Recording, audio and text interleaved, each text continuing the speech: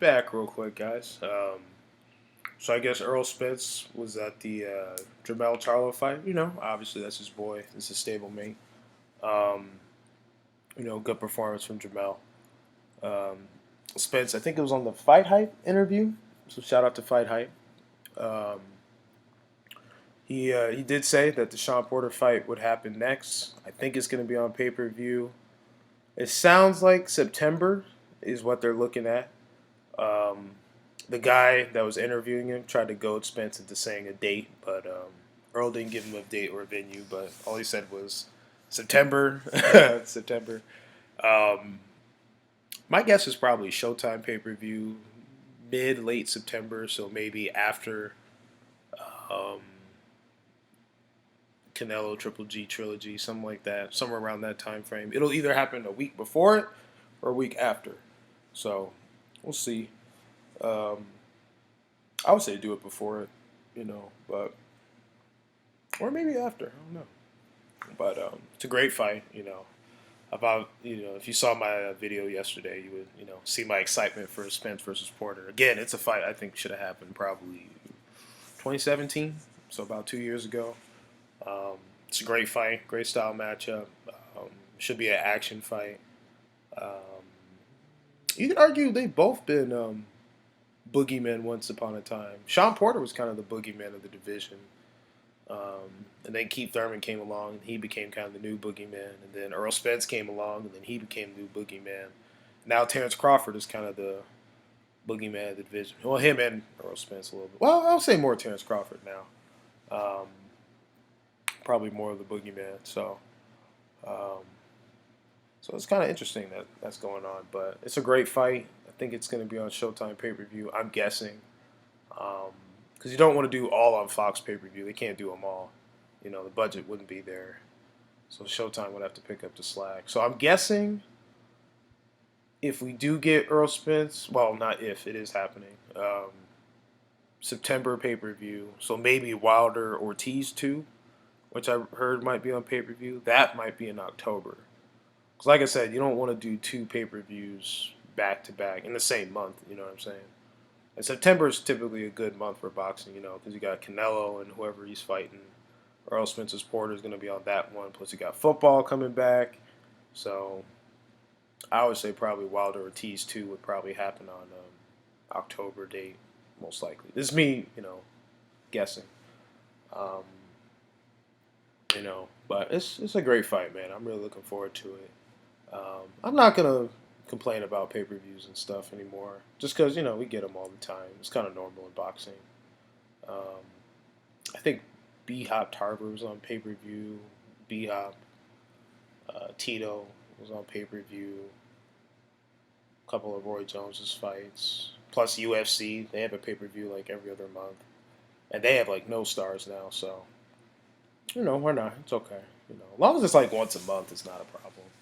Um, Plus, you get a couple of homies together. Everyone pitches in, $10. So, you can make it happen. What else did I want to say? Oh, yeah. The welterweight division has like a mini tournament going on. I don't know if you guys catching on to it. It's on the Keith Thurman Pacquiao card, fight that's happening literally in a month. Um, Obviously, Keith Thurman Pacquiao. Then you got John Molina Jr. versus Sergey Lepinets. And Sergey Lepinets, he just retired Lamont Peterson in a fun fight. If you haven't watched it, check it out. It happened this year. John Molina Jr. fought Omar Figueroa. Another fun fight. I think that was on the Leo Santa Cruz Rivera fight. Um, Undercard. Yeah. So those are good fights. I thought John Molina Jr. beat Omar, but it was close, But I thought John Molina landed the cleaner punches. Um, Obviously, Lepinets stopped Peterson in a fun fight. So that's a good matchup, Lepinets versus Molina Jr. I'll probably lean with Lepinets, but it's a good fight. It's not a bad fight. Should be a real good style clash. And then also on the undercard, you got your Dennis Ugas, the guy who arguably beat Sean Porter. and he's fighting Omar Figueroa.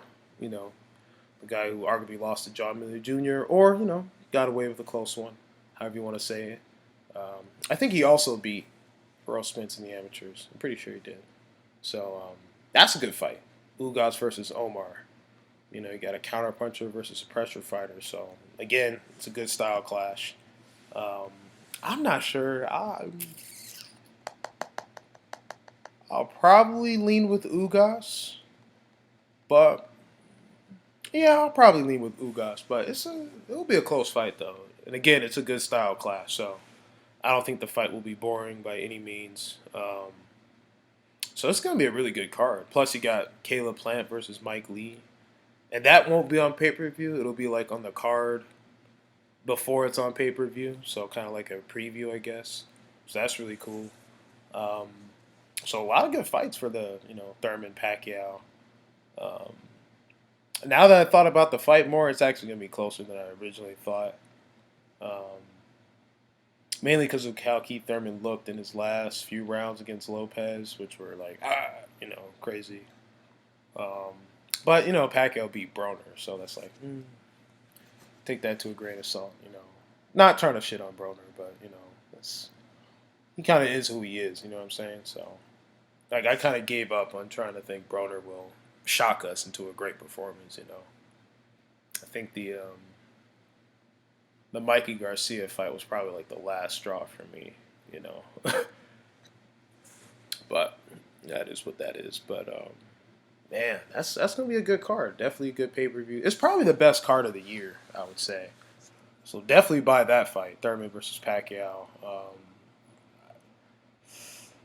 I think it could be like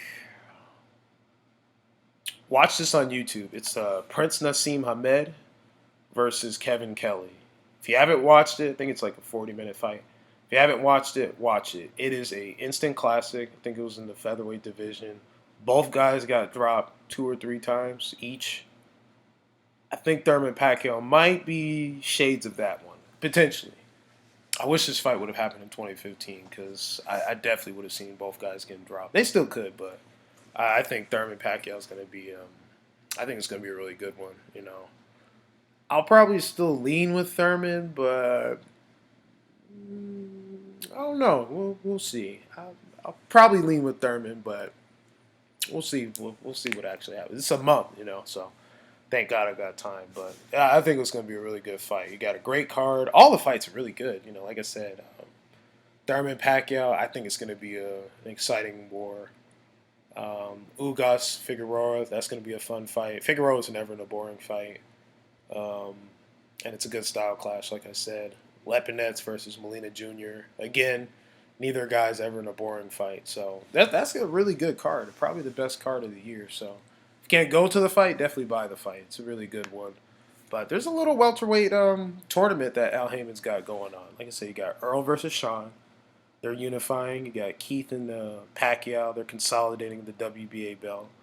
You got Garcia versus Garcia, potentially. That's a good, fun fight. Fans were, definitely hyped about it. Even though Mikey said they barely started talking about it, the fan interest is clearly there.